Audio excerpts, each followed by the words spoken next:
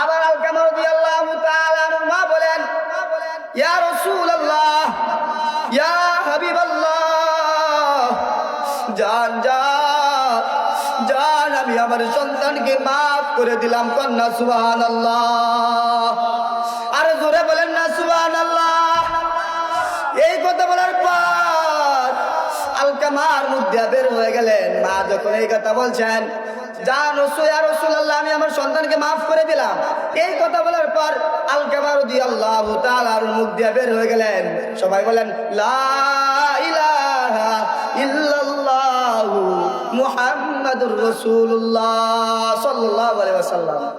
আলকামার মা যখন বলছে আমি আমার সন্তানকে মাফ করে দিলাম, আলকামার মুখ দিয়ে কালেমা বের হয়ে গেছে। এবার লা ইয়াদখুলুল জান্নাতা, এই যে ব্যক্তি কালেমা পড়ে কালেমা পড়ে মরবে, আল্লাহ রাব্বুল আলামিন তাকে জান্নাত দিবেন। কারণ তার দুনিয়ার মধ্যে সব আমল করছে, কোনো আমলই বাকি নাই, কিন্তু তার একটা আমল বাকি ছিল, মার সঙ্গে খারাপ ব্যবহার করেছে। মার সঙ্গে খারাপ ব্যবহার করার কারণে তার মুখ দিয়ে কালেমা বের হইছে না।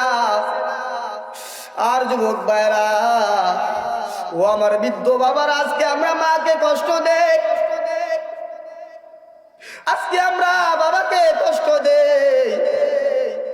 যেই মা বাবা আমাদের জন্য সব কিছু করলো, অনেক সময় তো এমন হয়েছে, অনেক ঈদ গেছে, এ বাবারা লক্ষ্য করে দেখি, তাকান বাবারা, ও পর্দার আম্মা জানেরা, একটু ভালো করে শুনেন।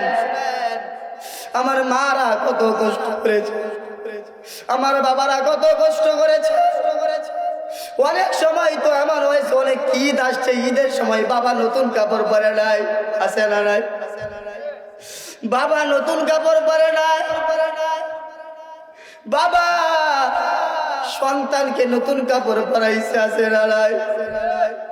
সন্তানকে বলে, বাবা তুমি কি নতুন কাপড় পরবা না? বলে না বাবা, আমাদের তো ঈদ এখন না, ঈদ তোদের।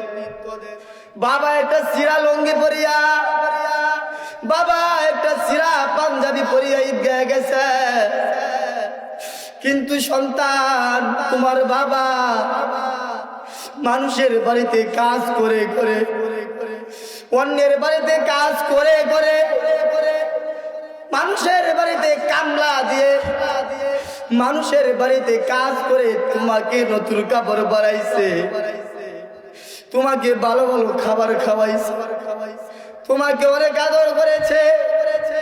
আজকে সন্তান তুমি যুবক হইছো, যুবক